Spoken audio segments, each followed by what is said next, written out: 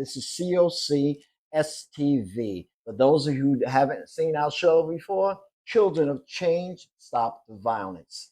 We're here trying to spread the word, spread the awareness. How can we as a community, as individuals, stop the violence, or at least give others the tools in order to stop the violence? In addition to that, we also delve into what's on your mind. What are you fed up about? What's on your nerves, and let us know. We're going to introduce you to a gentleman. His name is Grinch. He has 2 shows.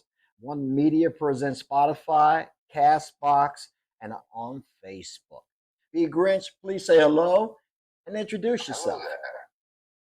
How you doing, guys? I'm Grinch, and there's not too much to tell about me. I'm former law enforcement, former first responder, in the music business for many years, and I've been broadcasting for the last 9. As a matter of fact, Tuesday's going to be my 700 show on Facebook Live, so I'm real excited about that. But last two weeks ago, I just did a story on the Second Amendment, and it's great that you guys were just on, because I heard your show that you guys were speaking of, and we share a lot of the same position on these subjects. So I'm really excited to be here, and I thank you guys for having me. Of course. Well, we're glad to have you today. Please tell us a little something. We want to get your input on the Second Amendment, because what you were speaking to me about that day, you made a lot of sense, and I think people needed to hear that. All right, I thank you. I like to call the Second Amendment right the Second Amendment wrong, because I think that citizens of the United States actually have that amendment kind of mixed up in their head. People don't exactly understand what that means. The Second Amendment right doesn't give you the opportunity to just carry a gun and use it furiously for any reason. People are under the impression that because they can carry their gun now, especially in the state of Florida, where Ron DeSantis has taken away he's done away with, he can steal his weapons license. But now all you have to do is legally buy a gun and register it, and it's yours to conceal. And I think that's crazy, because I feel as though there are many people that shouldn't exactly have the responsibility of carrying a gun. You should be given the responsibility of carrying a gun. Because quite honestly, most people are retarded, and they don't know, they have no idea what they're doing. You know, when you have a road rage incident and you're at a traffic stop and somebody gets out of their car, and you get out of your car, you're right. You can't get out of your car with a gun in hand, which a lot of people do, and this is how people get shot. I saw something, a person getting pistol whipped, he had his finger on the trigger, when he pistol whipped the guy again, a round went off, and that's because you're not supposed to have your finger on the trigger. People just don't. You need to take classes. People should be aware of what the hell they're doing with their guns, and I just feel as though, as a law-abiding citizen, you should be able to carry one to stop a lawful problem, or protect your home, or protect yourself, but using it as leverage is illegal. Leverage is when you put your gun out and just to scare somebody, to get them to run away. Right. You can't do that. That's illegal. There's something called the matrix of use of force, where you have to actually you have to be in a life-threatening situation to be able to take somebody's life. Okay. If you draw your gun, I'll just make this real quick. If you draw your gun, you need to use it. And that's a very scary thing to think about, because in law enforcement, we're taught that, if you draw your gun, especially if your finger's on the trigger, somebody is about to die. Other than that, your gun should not be drawn unless you're in imminent danger. Your life is in danger. People are usually not in that kind of danger. They use their guns as tough guys to be use leverage to scare somebody. And a gun is not meant to scare somebody. A gun is meant to protect yourself, self-defense, and possibly take someone's life should your life be in jeopardy. Not to just show it to somebody, I have a gun, now go away, because that's what a lot of people do. They have the Second Amendment all fucked up, and it's crazy. Let me ask you a question. Speaking on gun, let's go with gun rights. People take the Second Amendment as written in stone, and if anyone says we're going to implement any kind of gun control, they immediately go to that law and says, "Oh my God, you're infringing on my right." That's not exactly true. The Second Amendment right is you're not violating somebody's Second Amendment right by utilizing gun control. It is not a violation of your Second Amendment right. People have that wrong. Gun control is perfectly legal. Right. Perfectly legal to have gun control, and it does not infringe on people's Second Amendment right. People are just stupid. It's like you're going to college without any high school experience. It's just stupid. You don't know what the hell you're doing, you know, and you're enrolling in something that possibly takes someone's life. And people just they keep moving. It's like Grand Theft Auto. They think, oh, I should carry a gun. I should be stacked with a gun.